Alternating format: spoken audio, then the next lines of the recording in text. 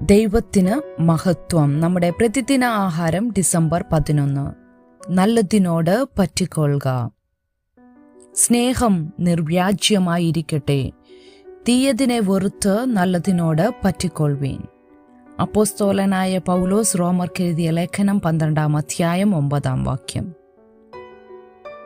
ഞങ്ങളുടെ കാർ ഒരു തുറസായ മൈതാനത്തിന് സമീപം പാർക്ക് ചെയ്തിട്ട് അതിലൂടെ ഞങ്ങളുടെ വീട്ടിലേക്ക് നടക്കുമ്പോൾ മിക്കവാറും എല്ലായ്പ്പോഴും ഞങ്ങളുടെ വസ്ത്രങ്ങളിൽ ചില കായ്കൾ ഒട്ടിപ്പിടിച്ചിരിക്കും.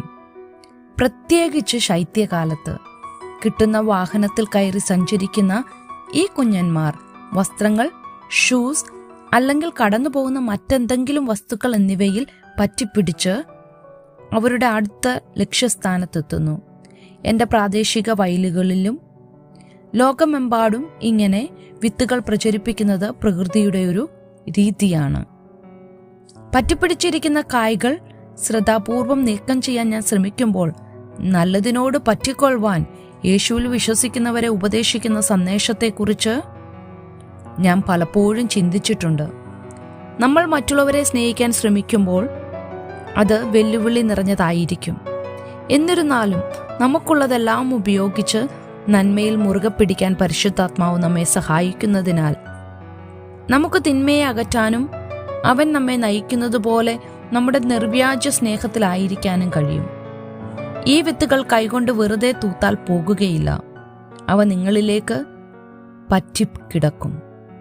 ദൈവത്തിന്റെ കാരുണ്യത്തിലും മനസ്സലിവിലും കൽപ്പനകളിലും മനസ്സ് നിലനിർത്തിക്കൊണ്ട് നന്മയിൽ ശ്രദ്ധ കേന്ദ്രീകരിക്കുമ്പോൾ നമുക്കും അവന്റെ ശക്തിയിൽ നാം സ്നേഹിക്കുന്നവരെ മുറുകെ പിടിക്കാൻ കഴിയും. മറ്റുള്ളവരുടെ ആവശ്യങ്ങൾ നമ്മുടെ ആവശ്യത്തിനു മുമ്പ് വെക്കാൻ ഓർമ്മിപ്പിച്ചുകൊണ്ട് സഹോദര പ്രീതിയിൽ തമ്മിൽ സ്ഥായി പൂണ്ട് നിലകൊള്ളുവാൻ അവൻ നമ്മെ സഹായിക്കുന്നു. അതെ, ആ കായ്കൾ വെല്ലുവിളി ഉയർത്തുന്നതായിരിക്കും. എന്നാൽ മറ്റുള്ളവരെ സ്നേഹത്തിൽ മുറുകെ പിടിക്കാനും ദൈവശക്തിയാൽ നല്ലതിനെ മുറുകെ പിടിക്കാനും അവ എന്നെ ഓർമ്മിപ്പിക്കുന്നു. ചിന്തിക്കുക, നല്ലതിനോട് പറ്റി നിൽക്കുന്നത് വെല്ലുവിളി നേരിടുന്ന ഒരു സുഹൃത്തിനെയോ കുടുംബാംഗത്തെയോ സ്നേഹിക്കാൻ നിങ്ങളെ എങ്ങനെ സഹായിക്കും? ആത്മാർത്ഥമായ ഒരു സ്നേഹം ദൃഢമായ സ്നേഹമാകുന്നത് എങ്ങനെ? ദൈവത്തിന് മഹത്വം.